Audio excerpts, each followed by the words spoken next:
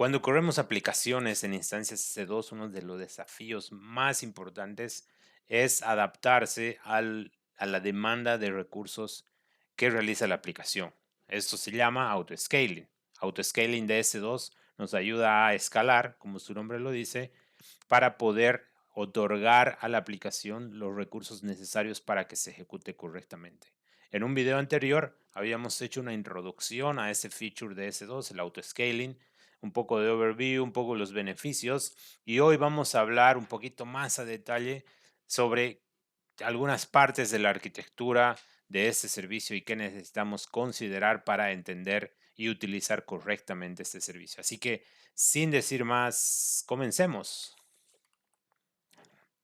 Antes de arrancar, les dejo por aquí arriba la tarjeta para que puedan ver, irse al primer video y empezar desde ahí. Si quieren, pausan este video, ven el primero y de nuevo vuelven para continuar con este video, ¿no? Así que vámonos con los componentes de autoscaling. Para empezar, utilizamos autoscaling groups. ¿Qué es un autoscaling group? Es un grupo de instancias que se consideran como una unidad lógica, una sola unidad lógica, donde se corren múltiples instancias de S2 que soportan la aplicación a la que queremos dar autoescalamiento, ¿no? Escalamiento automático.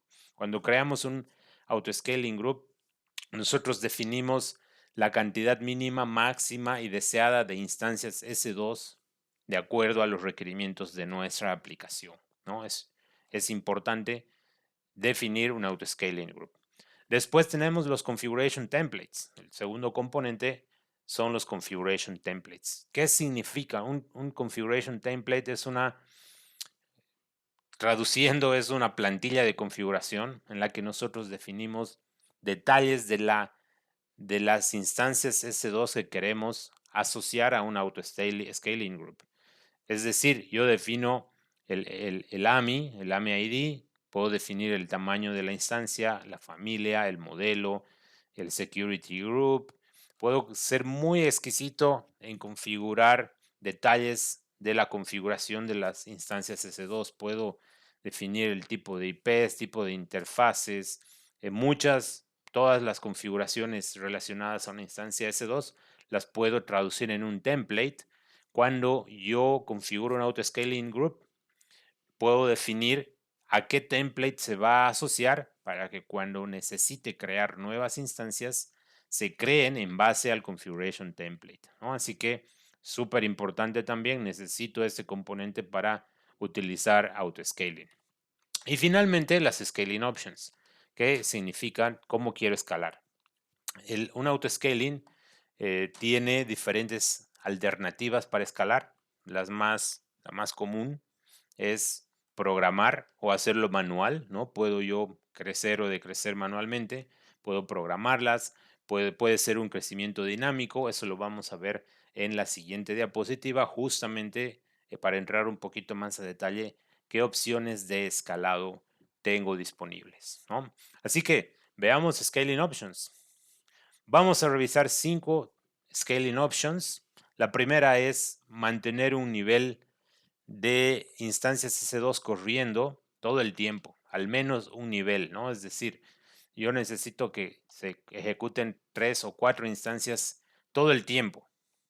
Pongamos el ejemplo, necesito 3 instancias al menos todo el tiempo, entonces yo defino que se ejecuten, que existan 3 corriendo todo el tiempo. ¿Qué pasa? Se hace un health check, el servicio hace un health check de la aplicación. Si no responde la aplicación, él termina, hace un terminate de la instancia y vuelve a crear otra para mantener la consistencia de esas 3 máquinas virtuales que pongo el ejemplo deberían correr todo el tiempo, ¿no? Entonces yo puedo crecer y si de repente digo quiero correr 4, entonces se va a automáticamente crear una cuarta instancia para mantener ese nivel mínimo que quiero tener instancias corriendo todo el tiempo, ¿no? Entonces es ese un poco la base de la segunda scaling option, que es el scale manually.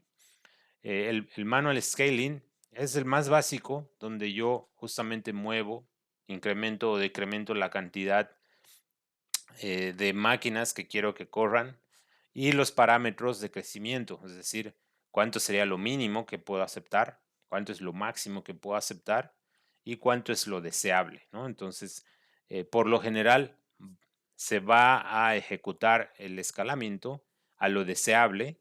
Si es que no se podría lo deseable, por lo menos el mínimo, ¿no? Y no va a pasar, por supuesto, del máximo. Entonces es controlar manualmente, mover esos valores manualmente para que las máquinas se vayan creando o eliminando de acuerdo a la configuración manual, ¿no? Después puedo programarlas, puedo decir quiero crear dentro de mi auto-scaling group, dentro de mi política de escalamiento, quisiera que se incrementen dos máquinas, dos instancias S2 con mi aplicación a las 11 de la noche de los viernes, porque tengo que ejecutar algún proceso semanal, por ejemplo, ¿no? Cuando tengo una predictibilidad de la capacidad de cómputo que necesito adicionar, se utiliza esta opción programada, ¿no? A veces es semanal, a veces es diaria, a veces puede ser mensual, aún anual. Puedo programar un escalamiento para que la aplicación no se corte o no se saturen los recursos y puedan seguir procesando sin ningún problema, ¿no? Entonces aquí lo importante es que se pueda prever o que se sepa cuántos recursos se necesitan para determinado proceso en determinado tiempo, ¿no? Entonces, para otros casos donde no hay esa predictibilidad, no recomendaría utilizar esta opción de escalado, ¿no? ¿Qué más? La cuarta es bajo demanda. Eso significa que yo puedo eh, digamos, puedo definir reglas de autoescalamiento eh, estableciendo un conjunto de reglas, por decir, cuando se lleguen las instancias a consumir el 60-70% de CPU, entonces que se escale, ¿no? Se distribuya el tráfico. Nuevamente llegan a un 70% de CPU que se sigue escalando, ¿no? De repente baja demasiado el consumo de CPU, entonces se van eliminando las máquinas hasta llegar al tamaño deseado o al tamaño mínimo en el peor de los casos, ¿no? Entonces, eh, va a escalarse en base a esas reglas de escalamiento que yo defina. Y finalmente está el Predictive Scaling, que es relativamente nuevo, que no solamente es reactivo a cuánto se está empezando a consumir, como es la opción on demand, sino que hace una predicción, perdón, es proactivo, no es tan reactivo. El on demand es más eh, reactivo y el predictive es proactivo, ¿no? Me estoy trabando ahí.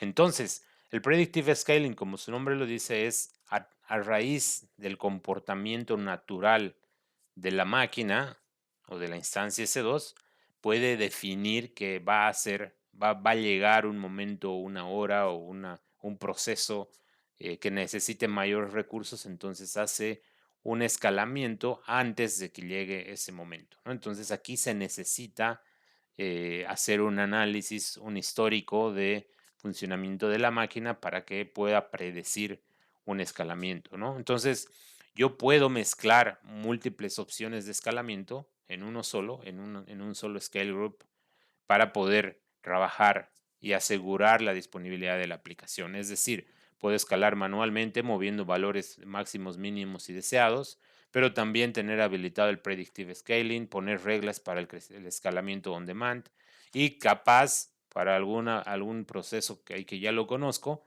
programar también adicionalmente un scaling a los recursos que yo sé que voy a necesitar en su momento, ¿no? Así que para terminar este video, otros servicios con los que se puede integrar, súper importante, una integración con SQS, ¿no? Manejar el escalamiento en base a mensajes colas de mensajes donde recibo algún mensaje en específico de la aplicación y entonces se lanza o sea, se inicia un proceso de escalamiento. Súper importante cuando tenemos aplicaciones descentralizadas y podemos hacer uso y sacar información de estos mensajes, ¿no? Por otro lado, Spot, súper importante también, puedo ahorrar mucho dinero integrando el auto-scaling con instancias S2 Spot, que prácticamente significa crear instancias con un precio muy, muy bajo. Realmente yo defino cuánto estoy dispuesto a pagar por ciertas instancias y para ciertos procesos o ciertas aplicaciones que sean stateless, puedo adquirir instancias spot y tener un precio muy bajo por correr la aplicación, ¿no? Es súper, súper interesante. Spot tiene ahí varias aristas, ¿no? Que hay que revisar porque al ser una instancia en la que yo defino cuánto quiero pagar, también Amazon puede cortar la instancia si es que el precio de repente ya no es aceptable, ¿no? Entonces, ahí hay un poco que revisar, pero en muchos casos hace mucho sentido y puedo aprovechar las instancias spot y finalmente el load balancers, ¿no? Necesito, de hecho, aplicar, integrar auto-scaling groups con load balancers para que las conexiones se distribuyan entre las diferentes aplicaciones que se vayan creando. La conexión al balanceador es, por supuesto, integrado. No necesito estar asignando al balanceador las nuevas instancias. Todo se sincroniza. El balanceador sabe cuántas instancias adicionales se están creando y balancea el tráfico entre todas. Puedo hacer health check con el balanceador también, así que ahí se complementan muy bien. Tengo un video sobre balanceadores de carga muy interesante con un laboratorio muy bueno. Se los dejo por aquí. También la tarjeta por aquí arriba para que le den una mirada. Y bueno, eso sería todo. Creo que tenemos toda la información, la información teórica para ya ir a nuestro tercer video que va a ser el laboratorio, donde vamos a poner las manos en la masa, digámoslo así, vamos a meternos allá a la consola y vamos a empezar a jugar un poco con las opciones, ver cómo se configuran los scaling groups, cómo configurar las opciones de escalamiento, cómo configurar los configuration templates y todos esos temas, ¿no? Así que no se pierdan el siguiente video que vamos a estar metiéndonos de lleno al laboratorio. Si gustan inscribirse, suscribirse al canal, son bienvenidos. Vamos a seguir, como siempre, avanzando con los laboratorios. Hace una o 2 semanas hemos llegado a los 100 suscriptores.